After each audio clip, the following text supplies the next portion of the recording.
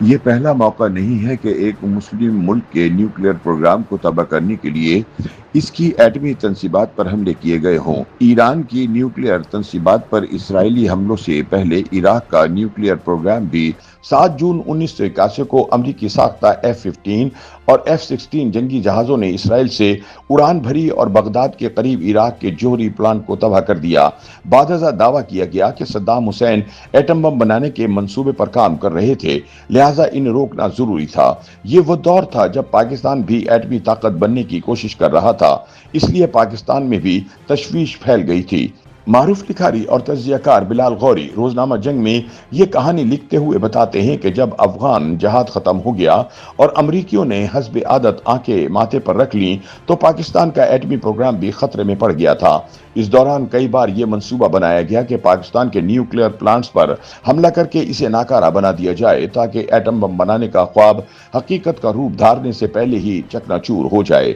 سابق army chief general Aslam Baig Mirza کے مطابق 1990 میں جب بے نظیر بھٹو وزیر اعظم تھی تو امریکہ، اسرائیل اور بھارت نے پاکستان کی ایٹمی تنصیبات پر حملہ کرنے کا منصوبہ تیار کیا۔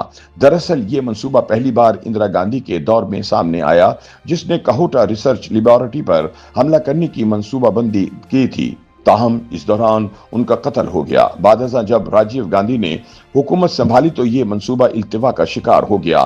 بلال غوری بتاتے ہیں کہ جب پاکستان میں بے نظیر بھٹو اور بھارت میں وشواناتھ پرتاپ سنگھ وزیر اعظم تھے تو بھارت کی یہ خواہش پھر سے انگڑائی لینے لگی۔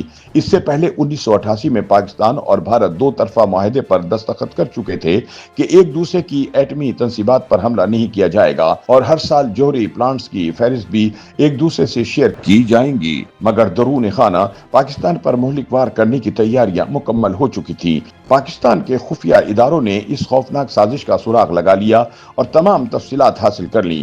مئی 2025 میں پاک بھارت کشیدگی کے دوران آسام کے ایک وزیر اعلیٰ اس خفیہ منصوبے پر عمل درآمد نہ کرنے کو بھارتی قیادت کا تاریخی بلنڈر قرار دے چکے ہیں۔ ان کے علاوہ بھی کئی اہم شخصیات اس طرح کے منصوبے کا اعتراف کر چکی ہیں۔ بہرحال خفیہ اداروں کی طرف سے وزیر اعظم بے نظیر بھٹو کو بتایا گیا کہ کب اسرائیل کی جنگی جہاز اڑے، پاکستان کی سرحد کے قریب منڈلاتے ہوئے صورتحال کا جائزہ لیا اور پھر جمن نگر اور ادھم پور ایئر بیس پر لینڈ کر گئے۔ بے نظیر بھٹو نے پاکستانی سفیر کے ذریعے بھارتی حکومت کو پیغام بھیج کر خبردار کیا کہ اس طرح کی مہم جوئی کی حماقت نہ کی جائے ورنہ ہم ایسا جواب دیں گے کہ دنیا یاد رکھے گی۔ پاکستانی فضائیہ کے شاہینوں کو احکامات دیے گئے کہ اس قسم کے خطرے کی صورت میں F-16 جنگی جہازوں کے ذریعے فضائی مشن پر بھارت کا رخ کریں۔ انہیں کہا گیا کہ یہ وہ سوچ کر بھارت کی جانب روانہ ہوں گے کہ انہیں زندہ واپس نہیں آنا اور یہ کہ بھارت کی تمام ایٹمی اثاثے تباہ و برباد کرنے ہیں۔ بلال غوری بتاتے ہیں کہ 1988 میں ہونے والے معاہدے کے تحت حکومت پاکستان کے پاس بھارت کی تمام ایٹمی تنصیبات کی فہرست موجود تھی۔ صورتحال کی نزاکت کے پیش نظر امریکی حکام متحرک ہوئے اور یوں پاکستان کے ایٹمی اثاثوں پر حملہ کرنے کا منصوبہ ایک بار پھر کھٹائی میں پڑ گیا۔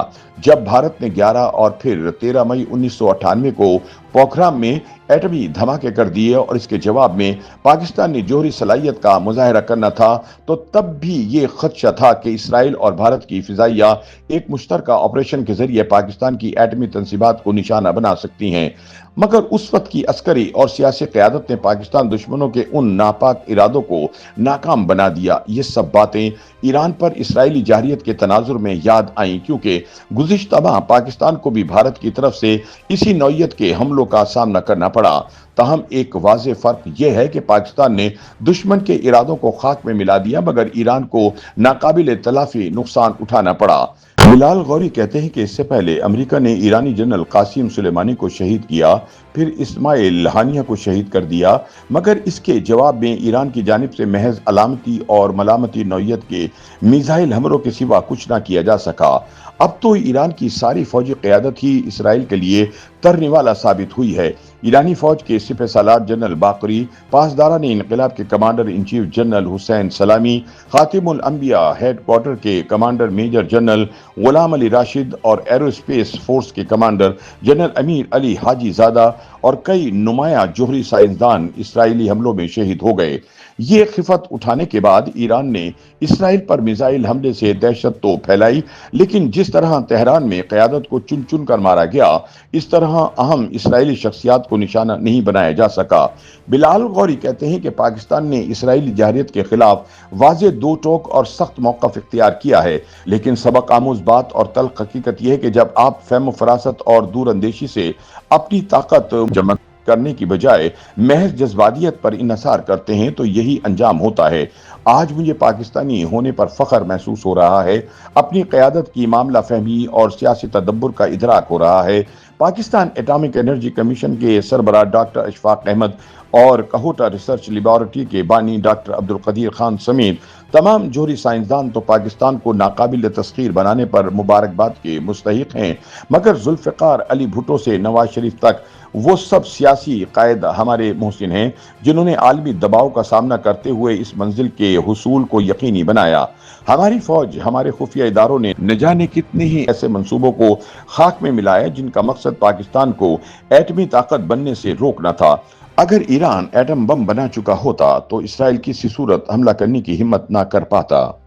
YouTube پر گوگلی نیوز دیکھنے کے لیے youtube.com کی سرچ بار میں googly news T V type کریں۔ گوگلی نیوز کے پیج پر سرخ رنگ کے سبسکرپشن والے بٹن پر کلک کرنا نہ بھولیے۔ YouTube پیج پر اپلوڈ ہونے والی ویڈیوز سے باخبر رہنے کے لیے بیل آئیکن پر کلک کیجیے۔ آپ کو ہر نئی ویڈیو کے بارے میں نوٹیفیکیشن موصول ہو جائے گا۔